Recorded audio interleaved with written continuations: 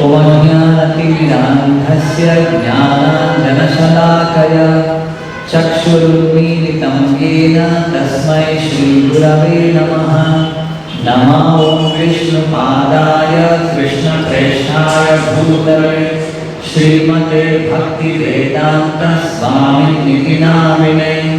नमस्ते सारस्वते देवे गौरवाणी प्रचारिणे निर्विशेषण शून्यवादी पाश्चात्यदेशतारिणे। जय श्री कृष्ण चैतन्य प्रभो नित्यानंद श्री अद्वैत गदाधर श्रीवासादि गौर भक्तवृंद। हरे कृष्णा कृष्ण कृष्ण हरे हरे, हरे Ram Ram Ram Hare Hare.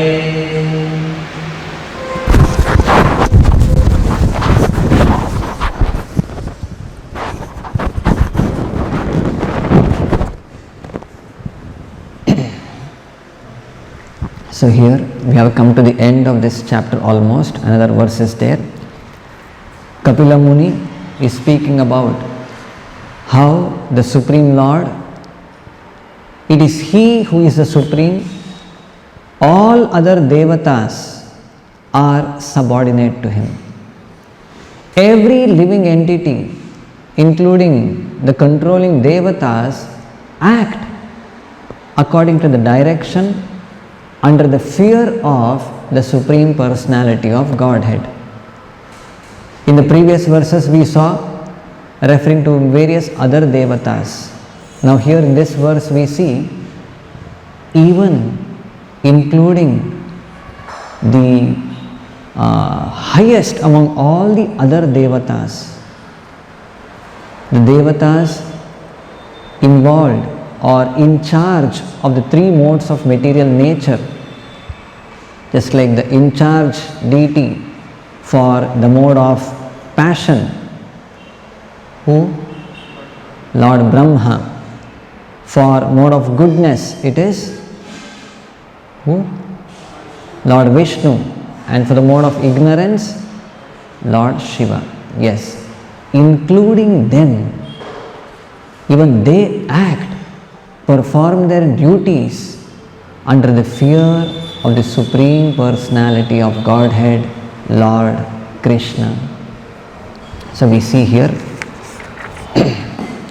Guna Abhimanino Devaha.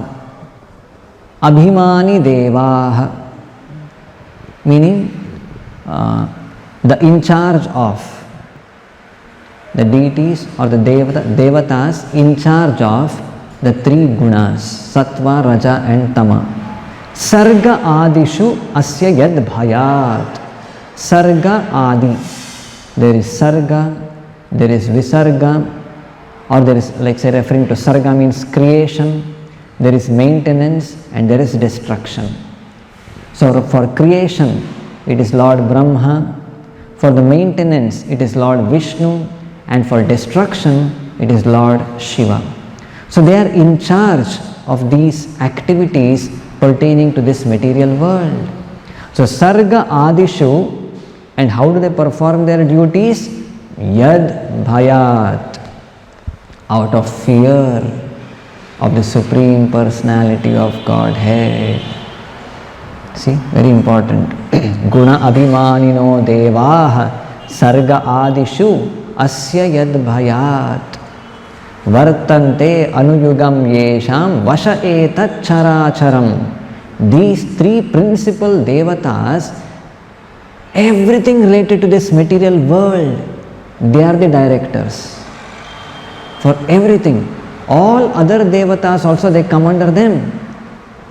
Even these three predominant Devatas perform their duties under the fear of the Supreme Personality of Godhead.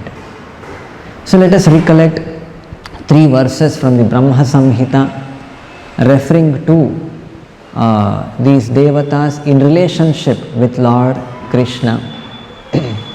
So in relation with Lord Shiva, who is in charge of the mode of ignorance, Tamoguna, which is that verse from Brahma Samhita we quote, Kshiram yatha dadivikara vishesha yogat sanjayate nahi tatah pratagasti heto yashambhutam api tatha samupaiti karyat govindamadi purusham tamaham vajami. An example is given explaining the relationship with Lord Govinda and Lord Shiva. So the Supreme Lord is compared to milk and Lord Shiva is compared to the curds. One specific transformation of milk is known as curds. The milk can be transformed into curds, but the curds, can it be transformed back into milk? No, not possible. So milk, though curd is one transformation from milk, the qualities of the curd is completely different from the milk. So this is the comparison given how there is Lord Vishnu, Lord Krishna, Govinda, and one of his expansions, in fact separate, like say Shambhu Tattva we say, or Shiva Tattva, that is Lord Shiva. And then referring to Lord Vishnu, which is the verse?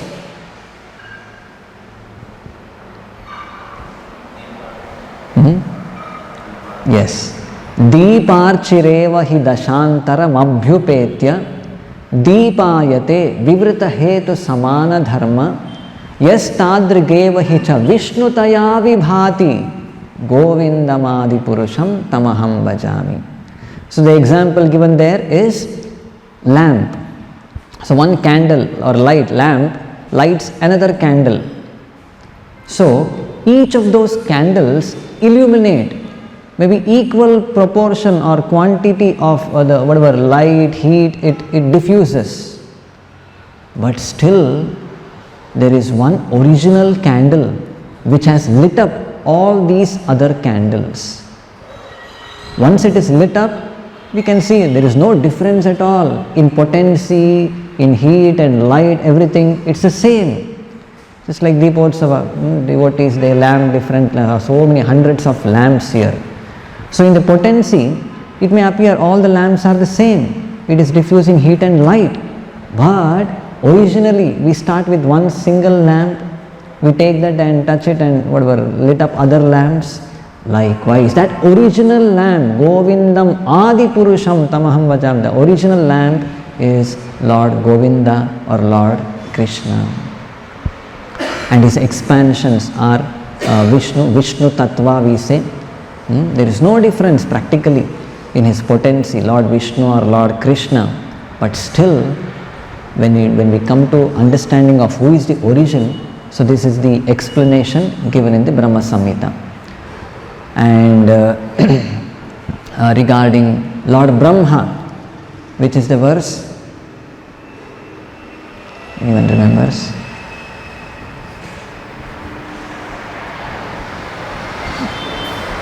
Explaining the position of Lord Brahma. Bhasvan yathashma sakaleshu nijeshu tejaha sviyam kiyat prakatayatyapi tadva datra brahma ya esha jagadanda vidhana karta govindamadi purusham tamaham vajami. So again another example is given to explain the relationship between Lord Krishna and Brahma there. What is that? How the sun, its light is reflected by various gems, just like many diamonds or other kinds of valuable stones, they reflect the light of the sun and they appear to be very illuminating. Light, very bright. The gem or the stone, that valuable stone, on its own, it cannot diffuse light. No, it's a stone. It cannot illuminate or brighten up through its own power or through its own energy. No, it doesn't have. What it does, it reflects the light of the sun and it appears to be very bright, illuminating. Likewise, the sun is compared to Krishna, and a gem, valuable stone gem, is compared to Lord Brahma. Lord Brahma reflects the light of Lord Krishna. Because Brahma, he comes under the category of Jiva Tattva, a living entity. So he is the like marginal energy we say, Tatastha Shakti. So this is the example given to explain the relationship between Lord Krishna and Brahma in the Brahma Samhita.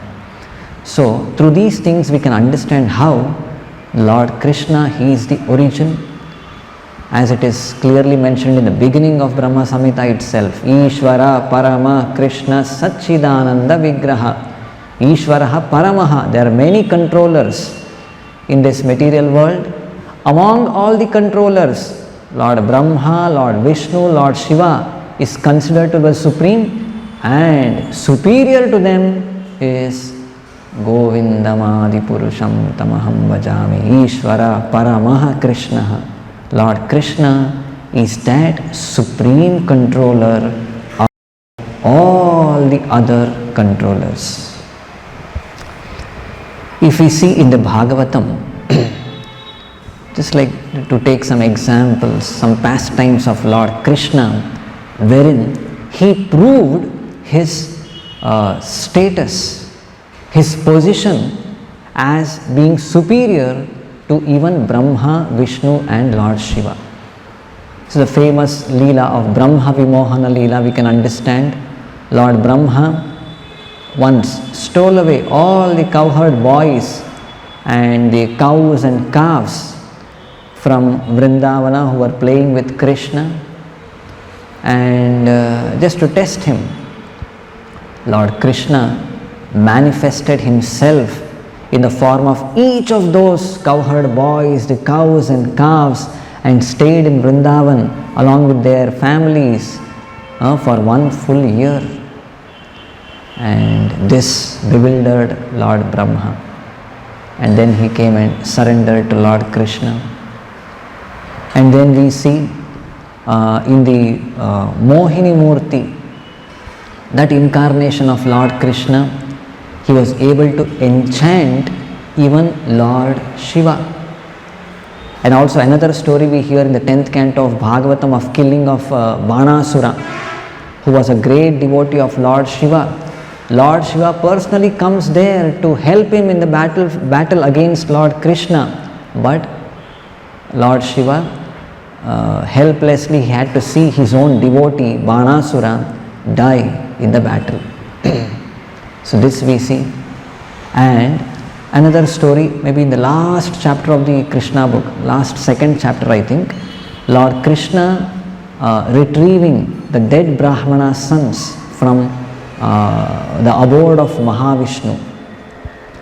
So it seems how once Mahavishnu, he wanted to see Krishna and Arjuna, because originally they are Naranarayana. Their incarnation in the material world, again they have come in the form of Krishna and Arjuna.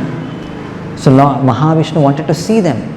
So what he was doing, in Dwaraka there was one Brahmana, and he was married, and whenever the Brahmana's wife, say she begot a child, the child after taking birth, it used to make some sound, cries of the childbirth, and as soon as it touched the ground, it used to just vanish off into the space. And this Brahmana was very perturbed. He went to the court of Maharaja Ugrasena in Dwaraka and petitioned him, but nobody could help him. Okay, the second time the same thing occurred again. As soon as the wife of that Brahmana gave birth, the child vanished into the sky. The third, every time this happens, the Brahmana goes to the court of Ugrasena and starts chastising him. People are really not Kshatriyas, you are unable to give protection to the Brahmanas, there is some fault in your governance, that is why in the presence of one's father the child is dying. and you are unable to give protection. There is fault, you are not a proper king. He was chastising like anything. But still, none of them could help. It so happened that maybe, I don't remember the exact number, maybe the 10th child, 10 times this happens. And during the 10th time, the same thing occurred again. Again, the same way the Brahmana went to the court of Ugrasena and started blaspheming and chastising everyone. But no, and at that point of time, Arjuna was there. So Arjuna, he heard, what is this? Here is a Brahmana and all these Kshatriyas are unable to give protection to him. And he is chastising, including Lord Krishna. He's all Arjuna became very upset with this. So he went directly to the Brahmana and he told, I will give you protection, don't worry. The Brahmana says, in the presence of Lord Krishna, Balarama, Pradyumna, Aniruddha, they are unable to give protection to my son, my children. How can you accomplish this task? Arjuna, no, what is this? I will give protection. If I cannot give protection, I will enter fire and give up my body. He promises in front of the Brahmana. Okay, the Brahmana agreed. Okay, he thought. He went back to his home, and the next time, the 11th child, when again the Brahmana's wife was about to give birth, he called out for Arjuna. So Arjuna immediately, he comes with his Gandiva, bow, arrow, everything ready, and he creates one huge, through his arrows, a cage. Nobody could penetrate. From top, sidewise, bottom, everywhere the place, the veterinary home where the child is supposed to take birth, it was fully protected by Arjuna, and he was personally standing with his Gandiva bow to give protection, to see to it that the child again, nobody takes it away or nothing happens to the child. But again the same thing occurred. The child was born, and the child's cry they were able to hear within few minutes or maybe seconds. The child vanished into the sky and disappeared. And again the Brahmana, what did I do? I put my faith on this person Arjuna. I was simply misled, and again he starts chastising everyone, including Arjuna. So Arjuna immediately, he travelled to Yamaloka just to find out the child not there. He travelled to all the abodes of all the Dikpalakas, to the abode of Varuna, Agni, Indra, everywhere he goes, but nowhere he could find the child. And he decided, what should I do now? Enter the fire. I couldn't keep my promise. So at that point of time, Krishna comes, he stops him, he says, I'll show you where the child is. So both of them sat on the chariot and they started traveling towards the northern direction, and ahead they went, crossing different oceans and mountains, and they penetrated the, last class we were discussing about the 7 layers of the universe. They penetrated to the dense dark, the layers covering the universe.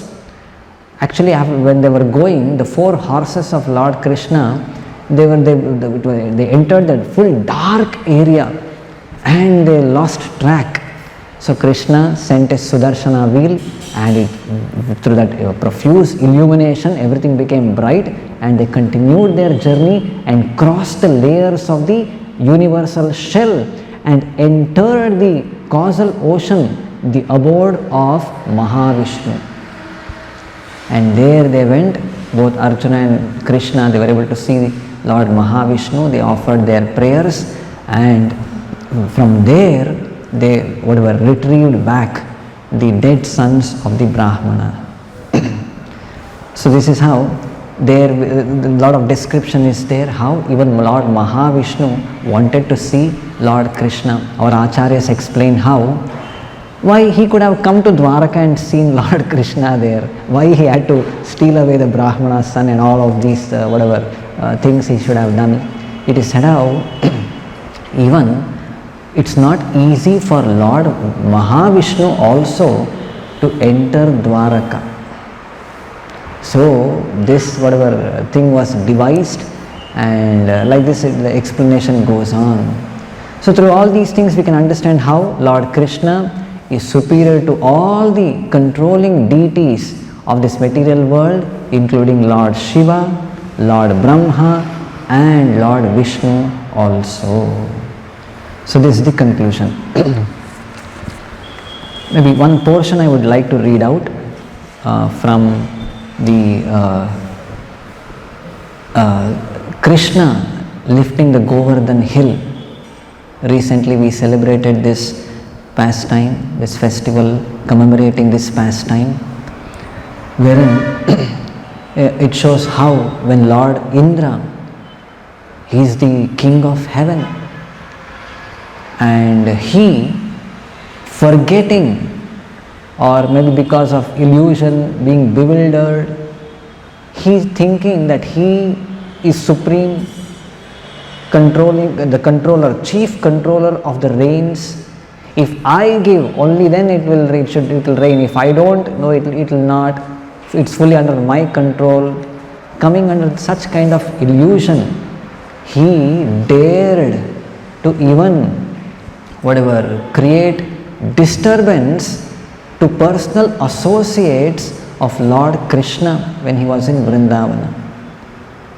So when this was done, Krishna taught him a lesson by lifting the huge Govardhan hill and giving personally protection to the residents of Vrindavana.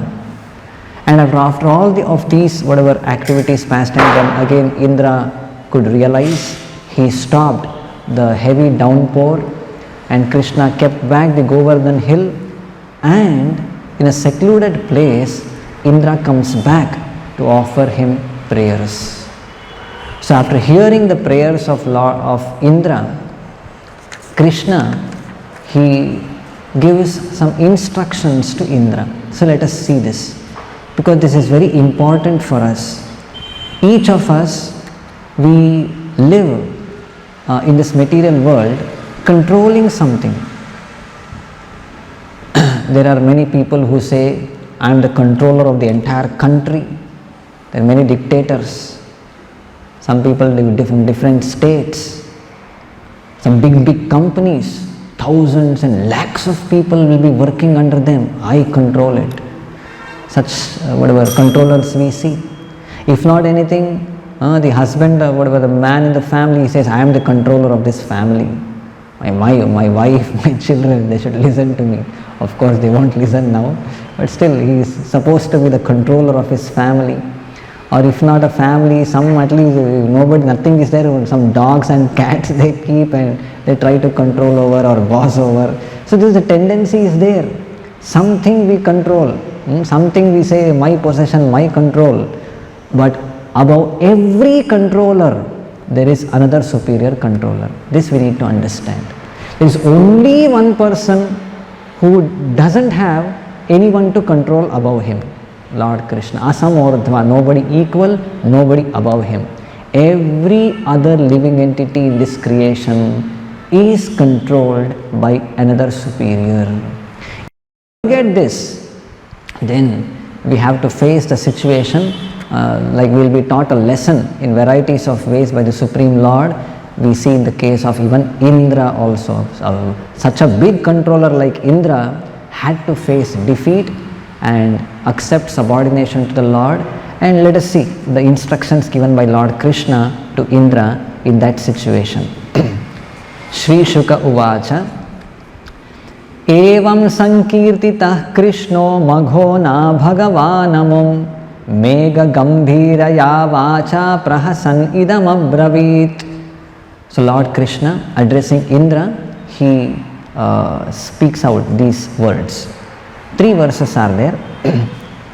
Shri Bhagavanu Vacha Maya te kari maghavan makhavango anugrihnata Madanusmritya ye nityam mattasyendra shriyabhrisham.